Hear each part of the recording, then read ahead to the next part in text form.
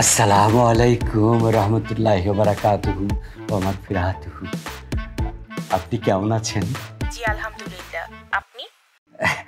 জি, কতগুলো বছর আমি একদম ভালো ছিলাম না, মানসিকভাবে খুবই অসুস্থ ছিলাম। কিন্তু তোমার সঙ্গে কথা বলা শুরু করার পর থেকে আমার হৃদয়ের ভেতর দিয়ে হিমেল হাওয়া বয়ে যাচ্ছে।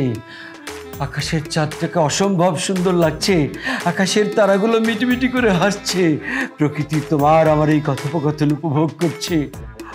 তোমার কণ্ঠ এত মধুর কেন? আমার অবচেতন মন তো বারবার তোমার কাছে ছুটে যেতে চাইছে। কে তুমি অপ্সরী? আমার তো মনে হয় আমি তোমাকে যুগ যুগ ধরে চিনি।